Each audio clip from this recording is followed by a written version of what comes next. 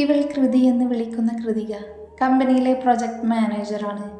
കൃതിക്ക് ആദിയെ ഇഷ്ടമാണ്. കൃതി കുറേ ആദിയുടെ പിറകെ നടന്നെങ്കിലും അവൻ അവളെ മൈൻഡ് പോലും ചെയ്തില്ല. എങ്ങനെയെങ്കിലും അവനെ വളച്ച് വിവാഹം കഴിക്കണമെന്ന് ആലോചിച്ച് നടക്കുമ്പോഴാണ് നന്ദുവും ആദിയുമായുള്ള വിവാഹം നടന്നത്. സത്യത്തിൽ കൃതിയുടെ സ്നേഹം ആദിയുടെ മേലെ ആയിരുന്നില്ല, മംഗലശ്ശേരി ഗ്രൂപ്പിൻ്റെ എണ്ണമറ്റ ആസ്തികളിലായിരുന്നു. ആദിയെ വിവാഹം കഴിച്ച ഒരു രാജ്ഞിയെ പോലെ വാഴാമെന്ന് അവൾ വ്യാമോഹിച്ചു. അതിനു വിലങ്ങുതടിയായി വന്ന നന്ദുവിനോട് അവൾക്ക് നല്ല ദേഷ്യം തോന്നി. ഉച്ചയ്ക്ക് ലഞ്ച് കഴിക്കാൻ സമയമായപ്പോൾ ശ്രുതി നന്ദുവിനോട് ചോദിച്ചു, മാഡത്തിനുള്ള ഫുഡ് ഇങ്ങോട്ട് വരുത്തട്ടെ? ശ്രുതി, എവിടെ ഇരുന്ന ഭക്ഷണം കഴിക്കുന്നത്? ഞങ്ങൾ സ്റ്റാഫിനു വേണ്ടി ക്യാൻറ്റീനുണ്ട്, ഞാൻ അവിടെ ഇരുന്ന ഭക്ഷണം കഴിക്കാറ്. എന്നാൽ പിന്നെ നമുക്ക് അങ്ങോട്ട് വിടാം. അത് വേണോ മാഡം? ആദി സാർ ക്യാബിനിലിരുന്നാണ് ഫുഡ് കഴിക്കാറ്. അപ്പം മാഡം ക്യാൻറ്റീനിൽ നിന്ന് കഴിച്ചാൽ ശരിയാകുമോ? എന്ത് ശരിയാവാത്തേ? ഇന്ന് മുതൽ നമ്മൾ ഒരുമിച്ചാണ് ഭക്ഷണം കഴിക്കാൻ പോകുന്നത്. പിന്നെ എന്നെ മാഡം എന്നൊന്നും വിളിക്കണ്ട, നന്ദു എന്ന് വിളിച്ചാൽ മതി. എനിക്കതാണ് ഇഷ്ടം. ശരി മാഡം. നന്ദു ശ്രുതിയെ കൂർപ്പിച്ച് നോക്കി. മാഡം അല്ല, നന്ദു. അത് കേട്ട് നന്ദു പൊട്ടിച്ചിരിച്ചു. രണ്ടുപേരും ക്യാൻറ്റീനിൽ പോയി ഭക്ഷണം കഴിച്ച് തിരിച്ചു വരുന്ന വഴി കൃതി മനഃപൂർവ്വം നന്ദുവിനെ ഒന്നിടിച്ചു. വീഴാനാഞ്ഞ നന്ദുവിനെ ശ്രുതി പിടിച്ചു. നന്ദുവിനെ ദേഷ്യം ഇരച്ചു കയറി. അവൾ കൃതിയോടായി ചോദിച്ചു, തനിക്കൊന്ന് നേരെ നോക്കി നടന്നൂടെ? ഞാനിപ്പോൾ വീണേനെ. ഓ സോറി, ഞാൻ കണ്ടില്ല, കൃതി അലസമട്ടിൽ പറഞ്ഞു. നടക്കാൻ തുടങ്ങിയ നന്ദുവിനോട് കൃതി ചോദിച്ചു, താനാണല്ലേ ആദി സാറിൻ്റെ വൈഫ്? അത്ര പോരാ, സാറിന് ഒട്ടും മാച്ചല്ല. അതിന് തനിക്കെന്താ പ്രശ്നം? മേഡത്തിനെ കാണാൻ നല്ല സുന്ദരിയാണ്. പിന്നെ ആദി സാറിന് ഇഷ്ടപ്പെട്ടിട്ടല്ലേ വിവാഹം കഴിച്ചത്. താൻ അതിന് വിഷമിക്കേണ്ട. കൃതി ഇത് കേട്ട് അവിടെ നിന്ന് ചാടിത്തുള്ളിപ്പോയി. നന്ദു ശ്രുതിയോടായി ചോദിച്ചു, ഏതാണാ പോയ സാധനം? ഇത് നമ്മുടെ കമ്പനിയിലെ പ്രൊജക്ട് മാനേജറാണ്, പേര് കൃതിക. പാവം, കുറേ നാൾ ആദി സാറിൻ്റെ പുറകെ നടന്നതാ. സാറൊന്ന് തിരിഞ്ഞു പോലും നോക്കിയില്ല. സാറിൻ്റെ വിവാഹം കഴിഞ്ഞതിനുള്ള ദേഷ്യമാണ് മാഡത്തിനോട് കാണിക്കുന്നത്. അവൾ ആളൊരു ജഗജില്ലിയാണ്. മാഡം സോറി, നന്ദു ഒന്ന് സൂക്ഷിച്ചിരിക്കുന്നത് നല്ലതാ. എപ്പോഴാണ് പണി തരുന്നത് എന്ന് പറയാൻ പറ്റില്ല. അവൾ ജഗജില്ലിയാണെങ്കിൽ ഞാൻ കൊലമാസാണ്. അവളുടെ ഒരു വേഷം കെട്ടും എൻ്റെ കയ്യിൽ നടക്കില്ല. ദിവസങ്ങൾ കടന്നുപോയിക്കൊണ്ടിരുന്നു. നന്ദു 2-3 ഡിസൈൻ റെഡിയാക്കി വെച്ചു. നന്ദുവിൻ്റെയും ആദിയുടെയും പെരുമാറ്റത്തിൽ കൃതിക്ക് സംശയം തോന്നി തുടങ്ങി. അവർ സാധാരണ ഭാര്യ ഭർത്താക്കന്മാരെ പോലെ അത്ര അടുപ്പത്തിലല്ലെന്ന് അവൾക്ക് മനസ്സിലായി. കൃതിക്കത് സന്തോഷമായി. ഒരു ദിവസം നന്ദുവിനോട് കൃതി കയറി മുട്ടി. എന്താ മാഡം, ഇവിടെ കമ്പനിയിൽ ഒരു ലൂസ് സ്റ്റോക്ക് ഉണ്ടല്ലോ. മാഡവും ആദി സാറും തമ്മിൽ അത്ര ചേർച്ചയില്ലെന്ന്. ശരിയാണോ? അത് പിന്നെ അങ്ങനെയല്ലേ വരൂ, ചേരേണ്ടത് തമ്മിലല്ലേ ചേരൂ. നന്ദുവിനെ ഇതെല്ലാം കേട്ട് പെരുത്ത് കയറി. കൃതികയോട് ആരാണ് ഈ പൊട്ടത്തരമെല്ലാം പറഞ്ഞത്? തനിക്ക് അപ്പോഴൊന്നും അറിയില്ലല്ലേ? ഞങ്ങൾ രണ്ടുപേരും ലവ് അറ്റ് ഫസ്റ്റ് നൈറ്റ് ആയിരുന്നു. അതിനിടയ്ക്കല്ലേ ഞാനും ചിത്തുവേട്ടനുമായി വിവാഹം ഉറപ്പിച്ചത്. ആദ്യേട്ടൻ വേറെ വിവാഹം ഉറപ്പിച്ചു. അതുകൊണ്ട് ഞങ്ങൾ രണ്ടുപേരും കല്യാണത്തിൻ്റെ അന്ന് ഒളിച്ചോടി കല്യാണം കഴിച്ചതാണ്. ആദ്യേട്ടൻ എന്നെ എന്ത് ജീവനാണെന്ന് അറിയുമോ? ഇങ്ങനെയൊക്കെ പറഞ്ഞ ദൈവദോഷം കിട്ടും. നന്ദു അങ്ങ് അടിച്ചു വിട്ടു. നന്ദു ഇടം കണ്ണിട്ട് നോക്കിയപ്പോൾ കൃതിയുടെ മുഖമെല്ലാം വീർപ്പിച്ച് ഒരു കൊട്ട പോലെയുണ്ട്. നന്ദുവിനത് കണ്ട് ചിരി വന്നു. അപ്പോഴാണ് ആദി ആ വഴി വന്നത്. നന്ദു അപ്പോൾ തന്നെ ചെന്ന് ആദിയുടെ കയ്യിൽ തൂങ്ങി. കൃതി കേൾക്കാൻ പാകത്തിന് നന്ദു ആദിയോടായി കൊഞ്ചിക്കൊണ്ട് പറഞ്ഞു, ആദിയേട്ടാ, ഇന്നല്ലേ എന്നെ ഷോപ്പിങ്ങിന് കൊണ്ടുപോവാമെന്ന് പറഞ്ഞത്? എന്നെ പറ്റിക്കുമോ? ഇന്ന് ഉറപ്പായും കൊണ്ടുപോകില്ലേ? ആദി നന്ദുവിനെ അത്ഭുത ജീവി കണ്ട പോലെ നോക്കി നിന്നു. പറ ആദിയേട്ടാ. ആദി യാന്ത്രികമായി തലയാട്ടി. കൊണ്ടുപോകാം. എൻ്റെ ചക്കര ആദിയേട്ടൻ എന്ന് പറഞ്ഞുകൊണ്ട് ആദിയുടെ കവിളിൽ ഉമ്മ വെച്ചു. ആദി ഇപ്പം ഇവിടെ എന്താ സംഭവിച്ചത് എന്ന മട്ടിൽ കവിളിൽ തടവി നിന്നു.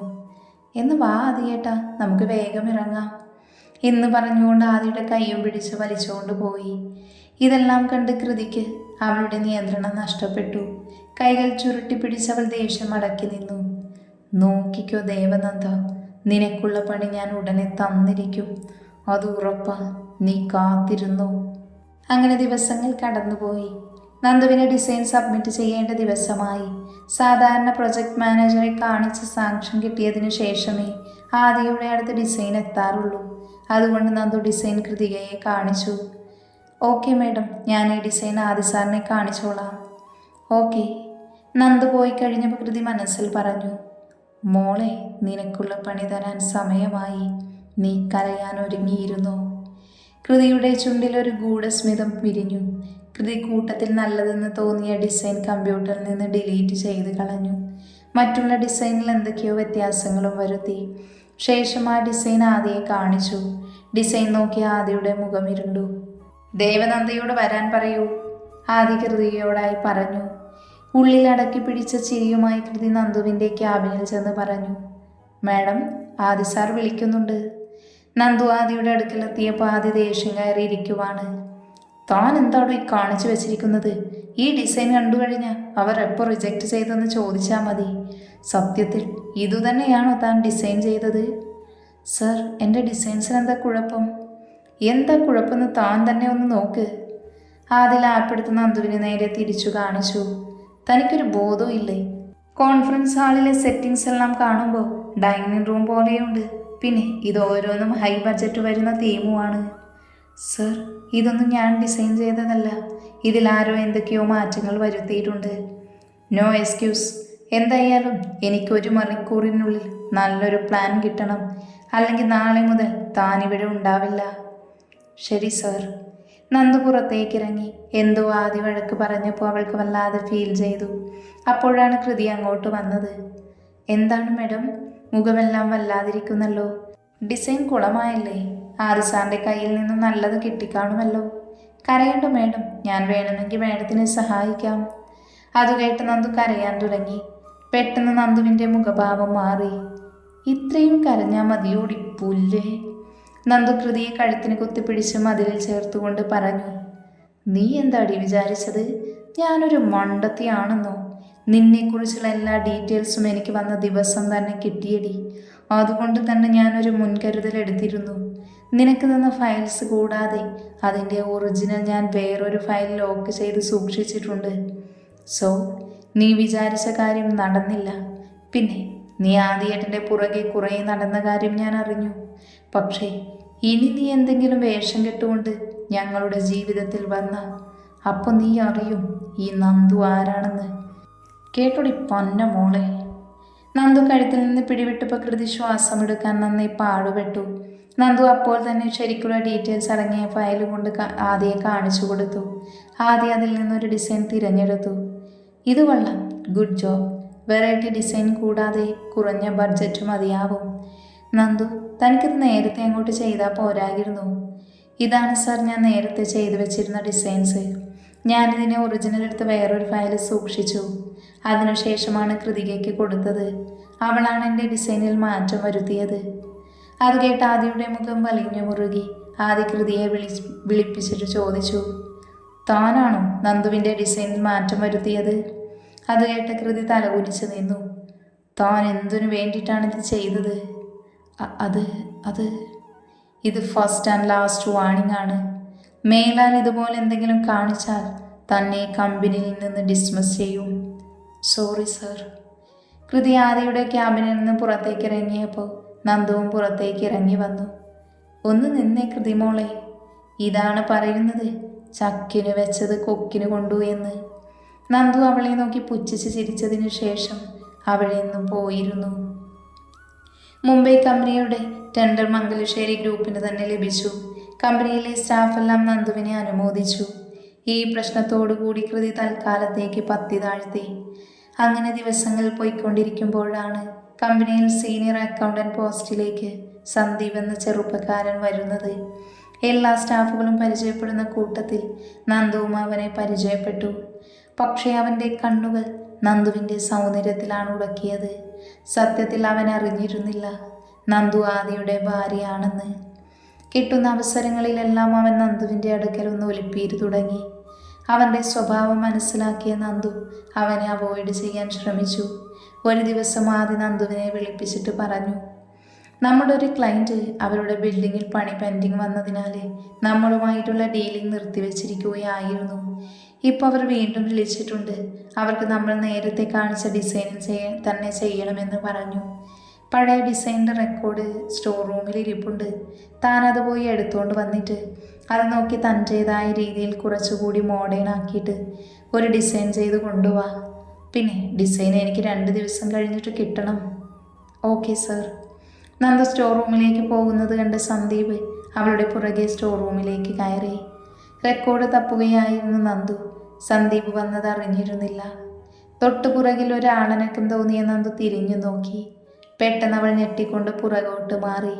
നെഞ്ചിൽ കൈവച്ചുകൊണ്ട് നന്ദു ചോദിച്ചു, താൻ എന്താ ഇവിടെ വന്ന് മിണ്ടാതെ നിൽക്കുന്നത്? ഞാൻ പേടിച്ചു പോയല്ലോ. താൻ ഇങ്ങോട്ട് വരുന്നത് കണ്ട് വന്നതാ. അതെന്തിനാ? നന്ദു ഇഷ്ടക്കേടോടെ ചോദിച്ചു. തന്നെ ഒന്ന് സഹായിക്കാമെന്ന് വിചാരിച്ചു. അതിൻ്റെ ആവശ്യമില്ല സന്ദീപ്, നീ പൊയ്ക്കോളൂ.